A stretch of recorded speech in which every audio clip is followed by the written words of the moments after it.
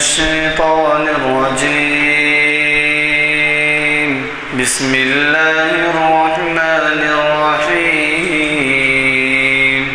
ويل لكل همزة لمزة الذي جمع مالا وعدده يحسب أن ماله أخلده كلا لينبذن في الحطمة وما أدراك ما الحطمة نار الله الموقدة التي تطلع على الأفئدة إنها عليهم مؤصدة في عمد ممددة صدق الله العظيم.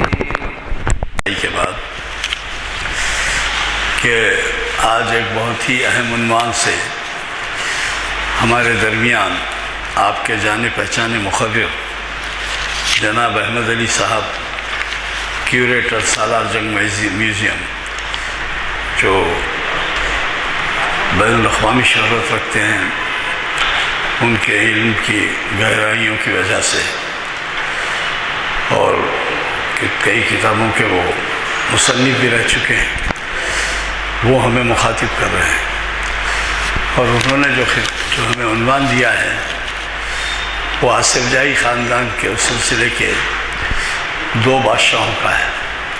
تیسرے بادشاہ سکندر جاہ اور چوتھے ناصر الدولہ. آپ کو تو پتہ ہے کہ یہ سلسلہ آصف جائی خاندان کا 7ویں بادشاہ آصف ہفتون ان پر ختم ہوا. تو یہ پچھلی مرتبہ کچھ نامکمل رہنے سے آصف جاہ دوم کے بارے میں بھی وہ کچھ پہلے بیان کریں گے.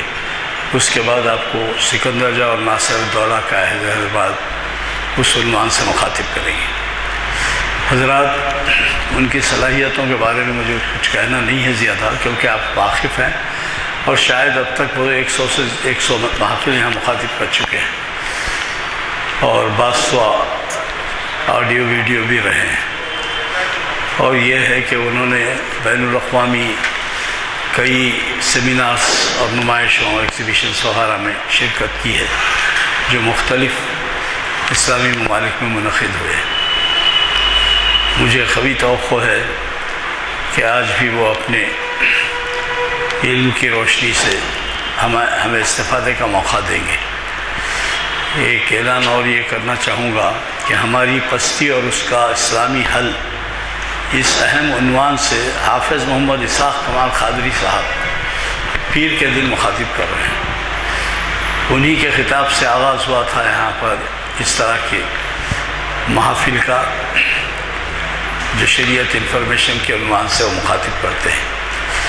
اور ان کی علمی صلاحیتوں کی بنا پر یہ کہا جا سکتا ہے کہ وہ بھی ایک عالم کا مقام رکھتے ہیں. مجھے قوی توقع ہے کہ پیر کے دن اسی جگہ ان کے اہم عنوان ہماری پستی اور اس کا اسلامی حل کے خطاب سے آپ استفادہ کریں گے. اور پھر محفل اقبال شناسی کی 875ویں نشست اسی جگہ 4 شنبے کو اسی وقت مقرر ہے یہاں پر. اور وہ جناب مستر مجاز صاحب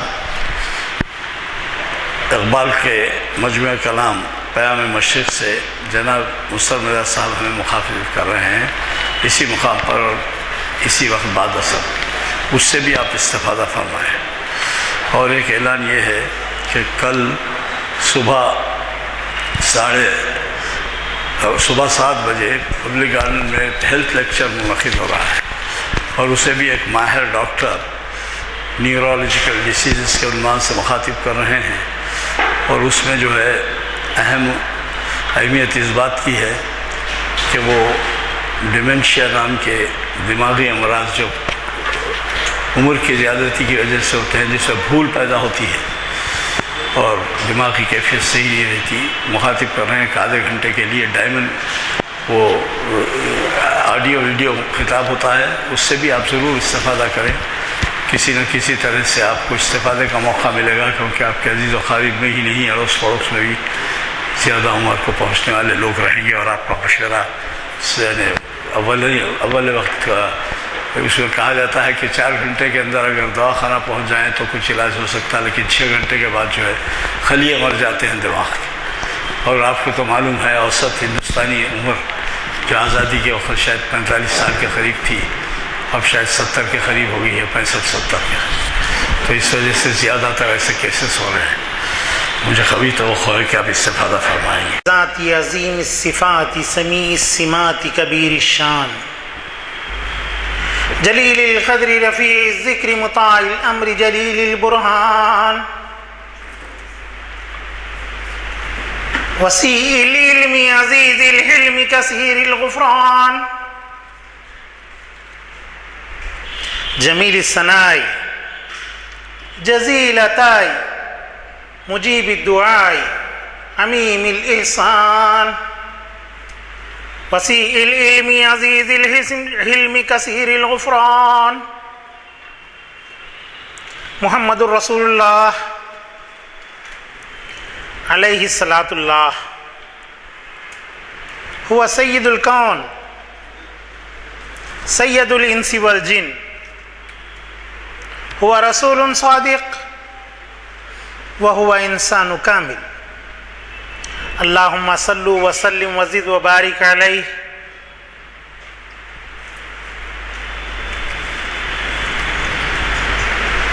صدر اجلاس عالی جناب غلام یزدانی صاحب، سینئر ایڈوکیٹ ہائی کورٹ، میرے بزرگ جناب عمر علی خان صاحب، معزز سامعین اکرام، السلام علیکم۔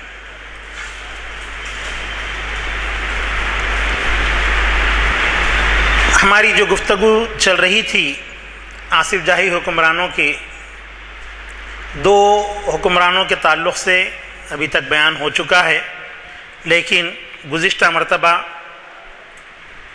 میرے آنے میں دیری ہو گئی تھی، کچھ اطلاع کی نہیں پہنچنے کی وجہ سے، اس وجہ سے میں نظام علی خان کا دور پورا نہیں بیان کر سکا تھا۔ اور دوسری بات، اس وقت جو ہے وقت کی کمی کی وجہ سے آتے وقت میں بہت کنفیوز ہو گیا تھا، بات کا تسلسل بھی صحیح طور پر نہیں رہا تھا، کچھ واقعات آگے پیچھے کرتے ہوئے سنا دیا تھا، تو میں اسی کو کنٹینیو کر رہا ہوں۔ ہاں، تو نواب میر قمر الدین خان آصف جاہ اول کے وصال کے بعد مملکت آصفیہ کا نظم و نسق دہل گیا، کیونکہ جو مستحکم حکومت آصف جاہ اول نے یہاں پر قائم کی تھی، وہ ان کی اولاد کی باہمی رساکشی کی وجہ سے اس کی بنیادیں کھوکھلی ہونے لگی۔ حکومت کے 3 دعوے دار تھے، ایک ناصر جنگ، دوسرے صلابت جنگ، اور تیسرے ان کے نواسے خیرالنساء صاحبہ کے فرزند نواب مظفر جنگ۔ اور اس وقت بیرونی حکومتیں جیسا کہ فرانسیسی اور انگریزی حکومت، یہ دونوں اپنی برتری چاہتی تھی۔ وہ لوگ تینوں حکمرانوں کو، یہ تینوں جانشینوں کے اندر جو ہے کوئی ایک کا سپورٹ کرتا، کوئی دوسرے کا سپورٹ کرتا، اس طریقے سے سب کو، دونوں بھائیوں کو اور نواب بھانجے کو آپس میں جو ہے لڑانے کی وہ لوگوں کی سازش رہی۔ چنانچہ آصف جاہ اول کے بعد ناصر جنگ جو ہے حکمران ہوئے، اور ان کی حکمرانی چلتی رہی، لیکن مغل حکمرانوں نے انہیں یہاں کا صوبیدار نہیں تصور کیا.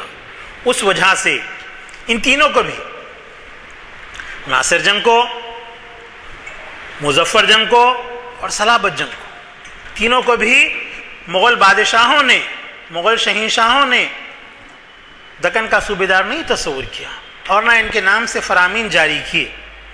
اس وجہ سے ان تینوں حکمرانوں کو نہیں گنا جاتا ہے آصف جاہی سلطنت میں، ان کی حکمرانی کو نہیں تسلیم کیا جاتا، بلکہ آصف جاہ اول کے بعد آصف جاہ دوم نواب میں نظام علی خان بہادر کو ہی تصور کیا جاتا اور انہیں وہ اس کا خطاب بھی ملا. اور تمام خطابات فتح جنگ وغیرہ کے اور سپہ سالار جو مغلوں کے تھے یہ لوگ، وہ تمام کے تمام جو ہے یہ تینوں کو نہیں ملے. نظام علی خان کے پاس آئے، پھر نظام علی خان سے ہوتے ہوئے آپ کے جو ہے افضل الدولہ بہادر تک جاری رہے. بعد میں گو کے خطابات نہیں دیے گئے تھے، لیکن آصف جاہ سادس، نواب میر محبوب علی خان بہادر اور آصف جاہ سابع نواب میر عثمان علی خان بہادر نے ان تمام خطابات کو جو آصف جاہ اول کو دیے گئے تھے اپنے لیے استعمال کیا. تو میں یہ عرض کر رہا تھا کہ ناصر جنگ، مظفر جنگ اور صلابت جنگ کے باہم اقتدار کے لیے رساکشی چلتی رہی. چنانچہ کڑپا کے پاس، کڑپا کے علاقے میں جنگ جاری رہی اور وہاں پر اس وقت مظفر جنگ ناصر جنگ کے جو ہے جنگی قیدی بنے ہوئے تھے، وہ گرفتار تھے اور صلابت جنگ سے جو ہے جنگ چل رہی تھی. اس جنگ میں ناصر جنگ کو جو ہے آپ کے ناکامی ہوئی، وہ وہیں پر شہید ہوئے. اس وجہ سے ان کو ناصر جنگ شہید کا ناصر جنگ شہید کہا جاتا. اور فرانسیسیوں نے کیا کیا، اس وقت جو ان کے بھانجے مظفر جنگ ان کے ساتھی تھے، یعنی جنگی قیدی بنے ہوئے تھے، ان کو آزاد کرایا اور ان کے اقتدار کا اعلان کیا. چونکہ مظفر جنگ کے ساتھ ان کا خزانہ بھی موجود تھا جو بہت ہی قیمتی خزانہ تھا، ہیرے جواہرات بھی تھے، نقدی بھی تھی، سونا چاندی بھی تھا. ان کے اقتدار کا اعلان کرا دیا گیا اور انہیں دکن کا صوبیدار تسلیم کر لیا گیا. کڑپا سے جب یہ وفد چلتا ہوا رائچور تک پہنچا تو ان کو اقتدار پر لانے کے لیے فرانسیسی بھی ان کی جو ہے تائید کیے اور چندہ صاحب نے بھی تائید کی اور جو مصاحب انصاف تھے انہوں نے بھی تائید کی. تو ناصر جنگ کی شہادت کے بعد یہ صوبیدار کی حیثیت ان کی شروع ہو گئی، لیکن ان کا اقتدار نہیں چل سکا. وہ حیدرآباد بھی نہیں پہنچے تھے کہ رائچور کے پاس ہی تقریباً 6 ماہ کی مدت کے اندر ہی ان کو جو ہے قتل کر دیا گیا اور ان کا اقتدار وہیں پر ختم ہو گیا. اب رہے تیسرے جو دعوے دار تھے مملکت کے، وہ صلابت جنگ، آصف جاہ اول کے فرزند. صلابت جنگ کی کوئی اولاد نرینہ نہیں تھی. انہوں نے اپنا نائب اپنے چھوٹے بھائی یعنی آصف جاہ اول کے 5ویں فرزند نواب نظام علی خان بہادر کو اپنا نائب بنا لیا. لیکن ان کا دور اقتدار صحیح طور پر، منظم طور پر نہیں چل سکا، چونکہ آپسی رساکشی کی وجہ سے سلطنت کی بنیادیں کھوکھلی ہو گئی تھی. مراٹھے ان پر غالب آنے لگے تھے کچھ علاقوں کے اوپر مراٹھوں کی بالادستی قائم ہوتے جا رہی تھی، اور مراٹھوں کے ساتھ ایک جنگ میں بہت بڑا علاقہ آصف جاہی مملکت کا مراٹھوں کے قبضے میں چلا گیا۔ اس سے مغل شہنشاہوں کو بڑی کوفت ہوئی، اور انہوں نے کیا کیا، اعلان کر دیا کہ ان کی صوبیداری، صلابت جنگ کی صوبیداری ختم کر دی جاتی، برخاست کی جاتی، اور بجائے ان کے نواب نظام علی خان کو صوبیدار دکن مقرر کیا جاتا ہے۔ جیسے ہی یہ اعلان ہوا، ان کے مصاحبین نے آپس میں رساکشی کی کوشش کی، لیکن نظام علی خان بہادر نے اس فتنے کو فوری طور پر دفع کیا۔ وہ اس وقت بیدر کے پاس تھے، فوراً ہی انہوں نے اپنے بڑے بھائی صلابت جنگ کو گرفتار کروایا، ورنہ وہ بھی ضائع ہو جاتے، جیسا کہ دوسرے ان کے بھانجے اور ناصر جنگ شہید ہوئے ہیں، اسی طرح ان کی بھی جان چلی جاتی۔ نظام علی خان نے ہمت سے کام لیتے ہوئے، بردباری سے، دانشوری سے کام لیتے ہوئے اپنے بھائی کو گرفتار کروایا، اور قلعہ بیدر میں ان کو جو ہے محروس رکھا، اور اس کے بعد حیدرآباد آئے۔ حیدرآباد آنے کے بعد یہاں پر انہوں نے شہر کی تزئین نو کی، مملکت آصفیہ کا دارالخلافہ جو اس وقت تک 1769 تک اورنگ آباد تھا، انہوں نے حیدرآباد کو مملکت کا دارالخلافہ بنایا، اور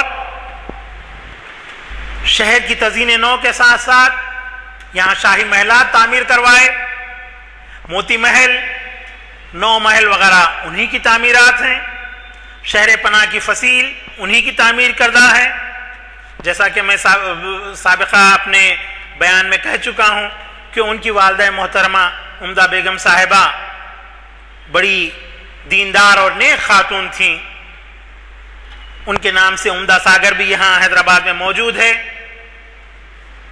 ان کے نام سے ایک بازار بھی آپ کے حسینی علم کا جو موجودہ پولیس اسٹیشن ہے وہاں کا علاقہ عمدہ بازار کہلاتا ہے، انہی کے نام سے عمدہ نگر کا عمدہ نگر بھی ہے جہاں پر جو ہے ان کا باغ تھا، سمجھے۔ اور کئی ایک چیزیں نواب میر نظام علی خان بہادر کے عہد کی شہر کے اندر آج بھی موجود ہے۔ زیبا باغ بھی انہی کا تعمیر کردہ ہے، انہی کا قائم کردہ ہے، اور اس کے بعد دیگر تفصیلات تو میں سابق لیکچر میں کہہ چکا ہوں۔ تو اب ہم آتے ہیں آپ کے نواب سکندر جاہ کے عہد کی طرف۔ نواب سکندر جاہ کا عہد، اس عہد میں کوئی لڑائیاں وغیرہ نہیں ہوئی، نظام علی خان کے دور میں ہی جنگیں وغیرہ سب ختم ہو گئیں، آخری جنگ ٹیپو سلطان سے رہی، وہ ایک علیحدہ معاملہ ہے، سیاسی معاملہ ہے، ہم اس کو مذہبی نقطہ نظر سے نہیں دیکھ سکتے۔ اقتدار کے لیے ایک دوسرے کے ساتھ جو ہے جنگ کی جا سکتی ہے، محبت اور سیاست اور محبت میں جو ہے جنگ جائز رہتی ہے، ہر ایک اپنے ملک کو وسیع بنانے کے لیے جو ہے لڑتا ہے، تو میں اس جنگ کا ذکر یہاں پر نہیں کروں۔ البتہ نظام علی خان کے عہد کے چند عمراء اور وزراء کے نام یہاں لیتے ہوئے ان کی کارکردگی کو بیان کرتا ہے۔ ممکن ہو کہ میں سکندر جاہ کے بارے میں آپ کور نہیں کر سکوں چونکہ 15 منٹ ہو چکے ہیں، اب بچے 20 منٹ، تو میں ان کے عمرہ کے تعلق سے بھی یہاں پر عرض کرنا چاہتا ہوں۔ نظام علی خان کے دور میں وزارت عظمیٰ پر ارسطو جاہ یہاں پر فائز، اور ارسطو جاہ بڑے مدبر تھے، دانشور تھے، ان کے عہد وزارت میں حیدرآباد دارالخلافہ بنا، اور کئی ایک ترقیاتی کام انجام پائے، فصیل وغیرہ یہ سب چیزیں جو ہے، دراصل حکمران تو حکمران ہوتا ہے لیکن ان کے مشیروں کی بڑی اہمیت ہوتی ہے۔ جس کے مشیر بہتر رہیں گے ان کی حکمرانی بہتر ہوگی، کیونکہ مشیروں کا کام تمام چیزوں کے مشورے دینا اور حکمران کا کام اس کو اپنے فرمان کے ذریعے امپلیمنٹ کروانا۔ تو نظام علی خان بہادر کے عہد میں کئی ایک اہم کام ہو جاتا ہے، کئی ایک ادبی اور علمی تصانیف کے تراجم ہوئے، چونکہ زبان بدل رہی تھی، جب سرکاری زبان فارسی سے اردو کی جانب راغب ہو رہا تھا لوگوں کا مزاج، تو علمی اور ادبی زبانوں کے تراجم کا آغاز بھی وہیں سے شروع ہوا اور مختلف مذہبی، تاریخی اور سائنسی کتب ترجمہ ہونے لگے۔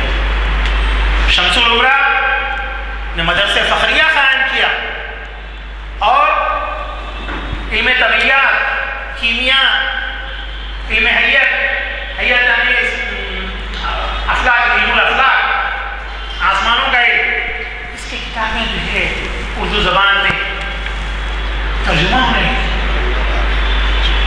دارالعلوم ترجمہ شمسیہ قائم ہوا۔ اس طریقے سے مختلف عمرا نے اپنے دور میں مختلف کام انجام دیے۔ اسی عہد میں آپ کے ملکہ بائی چندانی تھی، وہ کہ یہ طوائف تھی۔ طوائف سے عام طور پر لوگوں کا یہ نظریہ جاتا ہے جسم فروش، مردہ فروش، طوائف رقص کرنے والی۔ یہ ارسطو جاگی اور پروردہ تھی۔ نظام علی خان، چندولال اور آپ کے ہمارے راجہ اورنگا وغیرہ کی منظور نظر تھی۔ اس خاتون کی علمی قابلیت بہت ہی علم سے یہ معلومات، اس کے اشعار اور اس کی شاعری کمال۔ وہ کہ اس نے شادی نہیں کی لیکن اس نے کچھ لڑکیوں کو اور لڑکوں کو پالا ہو سکتا۔ آج جامعہ عثمانیہ کی عمارت جہاں کھڑی ہے وہ تمام کا تمام علاقہ ملکہ بائی چندہ کی جگہ ہے۔ وہیں پر ابھی نہ صرف جامعہ عثمانیہ بلکہ افلو جو فارن لینگویجز کی یونیورسٹی وہاں پر ہے، وہ اسٹیٹ آرکائیوز تک اور اوپر کے قریب تک کا علاقہ ملکہ بائی چندہ کی جاگیر تھی۔ اور اس کے پاس 300 آدمیوں کا عملہ تھا۔ استاد خوشحال خان ان کے استاد تھے، جو ان کے راگم وغیرہ کی جو ہے تربیت دیتے تھے اور ان کے کلام کو جو ہے پڑھا بھی کرتی تھی۔ تو میرے کہنے کا یہ مطلب ہے کہ اس خاتون نے حسن لقا بائی کی بھی پرورش کی۔ باغ حسن لقا آپ کے لتا ٹاکیز کے سامنے آج بھی موجود ہے، اور ان دونوں خواتین کی جو جاگیرات ہیں، ان کے جو باغات ہیں، وہ علمی اداروں کے اندر تبدیل ہو گئے۔ ملکہ بائی چندہ کی جاگیر ادھیکا مٹو، جس کو آج کل اڈی مٹ، اصل میں وہ تیلگو لفظ ادھیکا مٹو، ادھیک یعنی زیادہ، مٹو بلند یا سیڑھیاں، سمجھے، وہ اونچائی والا علاقہ تھا۔ وہیں کی پہاڑیوں کو ترشوا کر آخری آصف جاہی حکمران نواب عثمان علی خان بہادر نے جامعہ عثمانیہ کی عمارت تعمیر کروائی۔ وہیں کا پتھر وہیں استعمال کیا۔ تو میرے کہنے کہ میں لقب بھائی چندہ طوائف کی جاگیر کے اوپر عثمانی یونٹس دیتا ہے. اللہ رب العزت جس سے جو کام لینا ہے لے لے. اور ان کی پروردہ حسن لقا بائی کی جو باغ تھا لتا ٹاکیز کے سامنے، جس میں آج نامپلی گرلز جونیئر کالج اور 2-3 کالجز وہاں پر چلتے ہیں، اسکول چلتا ہے، board of intermediate, mandal revenue officer اور ریونیو ڈویژنل آفیسر کے دفاتر وغیرہ جو ہیں، یعنی سیدھا وہ جا کر کے آپ کے گاندھی بھون کے پاس جو اس کی گیٹ ہے، پٹیل نگر وغیرہ کا علاقہ ہے، ایگزیبیشن گراؤنڈ کی جو گیٹ بہتی ہے وہاں تک کا علاقہ حسن لقا بائی طوائف ہے. اور اس نے اپنی عمارات جو ہے تعلیمی اداروں کے قیام کے لیے، اور آج بھی حسن لقا بائی کے اس باغ کے اندر اس کی تعمیر کردہ وہ قدیم عمارت موجود ہے جس کے اطراف جھاڑیاں اگ گئی، لیکن وہ عمارت آج بھی اصل عمارت باقی ہے. ضرورت اس بات کی ہے کہ حکومت اس ہمارے تعمیری ورثے کو محفوظ کرے. تھوڑی سی اگر اس کی نگہداشت کی جائے اور اس کی داغدوزی کی جائے تو وہ عمارت باقی رہ سکتی، لیکن اس کو مخدوش قرار دے کر اس کی طرف نظر بھی نہیں ڈالی جائے. ایسے ہی نواب میر نظام علی خان بہادر کے ایک وزیر اعظم نواب میر عالم بہادر، میر عالم بہادر کے بھی بے شمار کارنامے. میر عالم منڈی کی تعمیر انہوں نے اپنے ذاتی پیسوں سے، ٹیپو سلطان سے جنگ کے بعد جو انہیں مال غنیمت حاصل ہوا تھا، اس رقم سے میر عالم بہادر نے میر عالم منڈی، میر عالم کی عیدگاہ، میر عالم تالاب تعمیر کر. اور جب پیسہ اور مزید بچ گیا تو یہاں سے مدراس کے راستے پر اور ادھر حیدرآباد سے ناندیڑ کے راستے پر تمام جو ہے اس شخص نے نہ صرف مساجد تعمیر کروائیں بلکہ ہر منزل پر باولی اور سرائے بھی تعمیر کروائیں. اس طریقے سے نواب میر عالم بہادر نے رعایا کی سہولت کی خاطر بڑے نیک اور اچھے کام انجام. پوسٹل سروس مملکت آصفیہ میں رائج کرنے والی شخصیت نواب میر عالم بہادر. میر عالم منڈی اس دور میں ترکاریوں کی جو منڈیاں ہوا کرتی تھی وہ کھلے بازارات میں، لیکن نواب میر عالم بہادر وہیں پر ان کی بارادری بھی تھی. یعنی سالار جنگ میوزیم آج جہاں پر ہے وہ میر عالم کی بارادری. پھر اس کے بعد ان کا جو ہے آپ کے دوسرے محلات تھے، سمجھے، جلو خانہ کی گیٹ ان کی جو ہے میر عالم منڈی کے پاس کھلتی تھی. اسی سے متصل نواب فخر الملک بہادر کی گھڑیال تھی اور ان کی دیوڑی، اسی سے لگی ہوئی عنایت جن کی دیوڑی. تو انہوں نے عوام کی سہولت کی خاطر اس منڈی کو تعمیر کرنا، اور یہ سالار جنگ کے جو ہے رشتے میں نانا ہوتے ہیں سالار جنگ اول کے. تو جب سالار جنگ اول سوم کو یہ جائیداد ملی اور سالار جنگ سوم کے وفات کے بعد ہم کو یعنی سالار جنگ میوزیم کو کے قبضے میں میر عالم کی منڈی آئی، تو اس وقت وہاں پر اب جو موجودہ پلیٹ فارمز آپ دیکھ رہے ہیں جن پر شیڈ پڑا ہوا ہے اور پلیٹ فارم کے اوپر جو ہے باقاعدہ فرش سیلو کیا ہوا ہے. عبداللہ صاحب اس وقت معتمد تھے، انہوں نے دیوان دیوڑی کی قدیم عمارت اورنگ آباد والی، دیوان دیوڑی حیدرآباد میں بھی تھی اورنگ آباد میں، تو اس عمارت کو فروخت کروا کر انہوں نے اس کے پیسوں سے میر عالم منڈی کے اوپر سائبان ڈالا. اور سالار جنگ میوزیم کے تحت یہ منڈی 1960 تک کام کرتی. اس کا جو روزانہ کا پیسہ ہوتا تھا ہمارے پاس آتا تھا میوزیم کے کلیکشن کے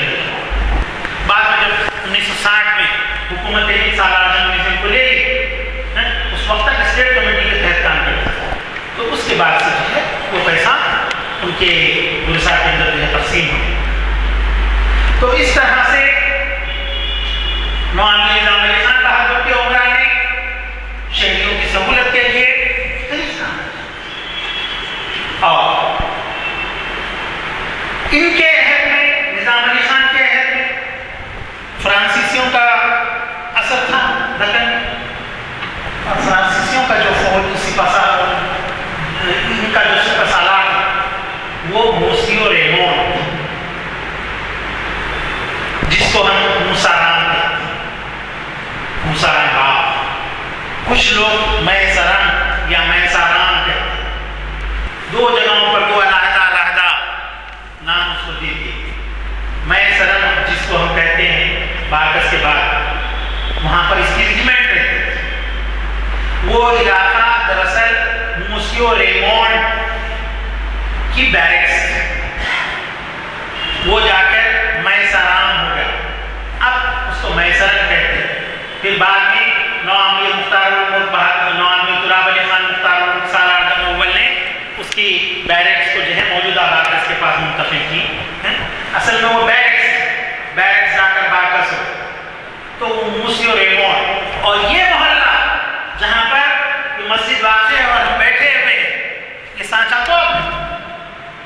یہاں پر جو توپ کا سانچہ آپ کے یہاں پیٹرول پمپ جو سامنے ہے اس کے بازو گلی میں جو چرچ ہے وہاں پر یہ آپ کے سانچہ تھا. وہاں توپیں ڈالی جاتی ہیں. سنبیہان کے سامنے جو لینڈسکیپ ہے, چمن بنا ہوا ہے, چمن بندی ہے, اس چمن کے اندر جو توپیں لگی ہوئی ہیں آپ اس کے اوپر نام دیکھ سکتے ہیں. اس پر نواب میر نظام علی خان بہادر کا نام کندہ. اور یہ توپیں یہی کی ڈھالی ہوئی. ایسی توپیں کچھ خلوت کی موجودہ عمارت کے سامنے بھی رکھی ہوئی ہیں جس پر یہ نام آپ کو دکھتا. یہیں پر نہیں بلکہ قلعہ قندھار ناندیڑ کے پاس اور دکن کے مختلف قلعوں کے اندر یہاں کی ڈھائی ہوئی توپیں. یہ کارخانہ موسیو ریمون کا قائم کیا. اور آپ کے آسمان گڑھ ملک پیٹ میں اس کا باغ, جس علاقے کو آج ہم موسارام باغ کہتے ہیں. اصل میں نام کو ہم لوگوں نے بگاڑ دیا. موسیو ریمون بولنا نہیں آتا تھا لوگ, اس کو بولتے بولتے جو ہے وہ موسیو ریمون کے جا کر جو ہے موسارام ہو گیا. اس کا عرس بھی ہوا کرتا تھا. میرے بچپن میں بھی عرس کی خبریں اخباروں کے اندر بالخصوص رہنمائی دکن کے اندر آیا کرتی تھی. تو وہاں ان کا باغ ابھی بھی وہاں پر ان کی خبر ہے. بڑا تاریخی مقام ہے, سمجھے, آسمان گڑھ کے پاس. دیکھ لیں کہ کا علاقہ کبھی اگر یزدانی صاحب پروگرام بنائے تو تاریخی مقامات کو ہم لوگ دیکھ سکتے ہیں. تو میں یہ عرض کر رہا تھا کہ ایک فرانسیسی سپہ سالار نے جو نظام کے فوج کا سپہ سالار یہاں پر ایک ایسا کارخانہ قائم کیا جہاں پر ابتدا میں آپ کے توپیں بنائی گئی اور پھر اس کے بعد یہاں پر برنی اور بندوق کی ابتدائی شکل یہاں پر ڈھائی. ان بندوقوں کو ہاتھ میں رکھ کر کے ہاتھ سے آپریٹ نہیں کیا جاتا, ہاتھ میں پکڑ کر کے, کیونکہ بہت وزنی ابتدائی شکل جو 1450 میں باہر بنی تھی وہ ہمارے پاس جو ہے آپ کے 17ویں صدی میں 16ویں صدی میں جو ہے ویسے بندوقیں ہمارے پاس بن گئی. تو بڑی بڑی بندوقیں ہوتی تھیں. ان بندوقوں کی نقول جو لوگ یہاں سے جو ہے ہم ٹور پر گئے تھے پولیس میوزیم میں دیکھے ہیں, بڑی بڑی بندوقیں جس کو پکڑ نہیں سکتے تھے, دیواروں کے اوپر رکھ کر کے اس کو آپریٹ کیا جاتا تھا, یا درخت کی شاخوں کے اوپر اس بندوق پر رکھ کر کے آپریٹ کیا جاتا تھا. تو وہ اور حیدرآباد کو اس بات کا فخر حاصل ہوا. ملک کے دوسرے کسی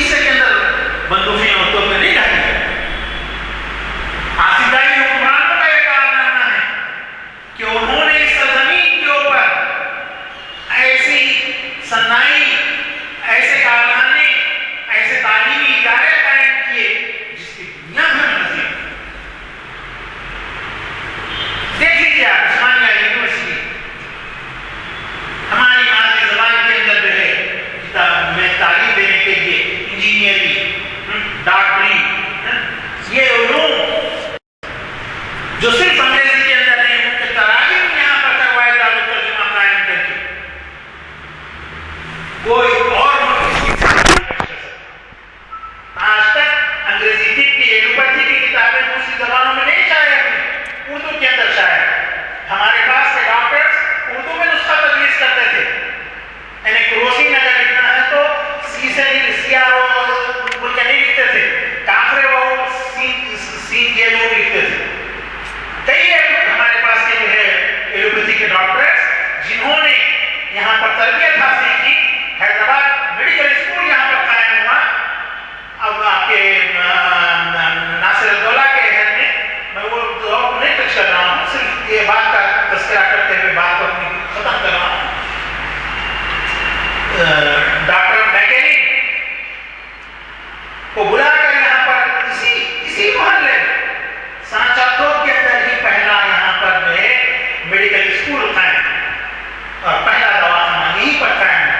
ناصر الدولہ کو سلسل بول ہو گئی تھی، پیشاب کا عارضہ ہو گیا تھا، اس کے لیے طب یونانی کے حکمات کا علاج سود نہیں ہو رہا تھا، کیونکہ اس کے علاج میں کافی وقت لگ رہا تھا۔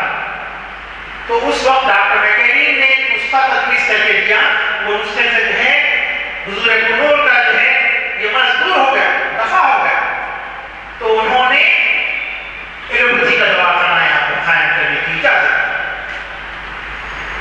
اشرف صاحب جو اس مدرسے کے پہلے طالب علم، وہ میکینی کی تقاریر کو، ان کے لیکچرز کو، ان کی کلاس میں پڑھائی جانے والی باتوں کو جو ہے اردو میں لکھ کر کے رکھتے تھے، اور پھر اس کے بعد اردو میں جو ہے یہاں پر نصاب بنایا گیا، باقاعدہ اردو کے ذریعے سے جو ہے طب انگریزی کی تعلیم یہاں پر دی جائے۔ اور بعد میں ریزیڈنسی اسکول میں جو ہے کالج، میڈیکل کالج وہاں پر منتقل ہوا، جو آج عثمانیہ میڈیکل کالج کے نام سے، اور افضل اللہ بہادر کے عہد میں دواخانہ افضل گنج قائم ہوا، یہ بھی انگریزی ذریعے تعلیم کا تھا۔ تو اس کا تذکرہ انشاءاللہ تعالیٰ آئندہ کے لیکچرز میں رہے گا۔ تو میں اپنی بات کو جو ہے یہیں پر ختم کرتا ہوں، اور آئندہ انشاءاللہ صرف سکندر جہاں بہادر کے ہے تو وہ کریں گے۔ میں یہ سمجھ رہا تھا کہ سکندر جہاں بہادر کا ہے لیکن جو ہے اتنا زیادہ نہیں رہے گا، لیکن بات لمبی ہو جا رہی ہے، تو اس وجہ سے میں پوائنٹس کو نوٹ کر کے لایا تھا، تاکہ جو ہے آپ لوگوں کو وہ بات اگر کروں تو جو ہے اس میں تسلسل رہے۔ اس وجہ سے جو ہے وہ پوائنٹس ابھی ہم جو ہے سکندر جہاں بہادر کے پاس نہیں پہنچ پا رہے ہیں۔ آئندہ انشاءاللہ سکندر جہاں بہادر کے عہد کا میں احاطہ کروں گا۔ اپنی بات پہ ہی ختم کرتے ہوئے اللہ رب العزت سے دعا دو، اللہم صلی علی سیدنا مولانا محمد بعدد من صلی وسلم، صلی علی سیدنا مولانا محمد بعدد من قال وقال۔ اے اللہ ہمارے گناہوں کو معاف فرمائیے، اے اللہ ہماری خطاؤں کو درگزر فرمائیے، اے اللہ جو بیمار ہیں انہیں شفا عطا فرمائیے، اے اللہ جو بے روزگار ہیں ان کو روزگار عطا فرمائیے، اے اللہ جو قرضدار ہیں ان کے قرضوں کی ادائیگی کا بندوبست فرمائیے، اے اللہ جو لوگ جن لڑکیوں کی شادیاں نہیں ہیں اللہ ان کی شادیوں کا بندوبست فرمائیے، اے اللہ جو لوگ بے قصور جیلوں میں محروس ہیں اللہ ان کی رہائی کا بندوبست فرمائیے، اے اللہ جو ادارے مسلمانوں کی تعلیم و تربیت اور مسلمانوں کی فلاح بہبود کا کام انجام دے رہے ہیں اللہ ان کو صبر و استقامت کے ساتھ اس کام کے اندر جو ہے مشغول رکھیے اور ان کی ہر طرح سے امداد فرمائیے۔ اے اللہ ہماری گناہوں کو نبی کریم صلی اللہ علیہ وسلم کے صدقہ طفیل میں قبول فرمائیے، اے اللہ ہماری دعاؤں کو نبی کریم صلی اللہ علیہ وسلم کے صدقہ طفیل میں قبول فرمائیے۔ صلی اللہ تعالیٰ علی خیر خلقہ وآلہ وصحبہ اجمعین برحمتک یا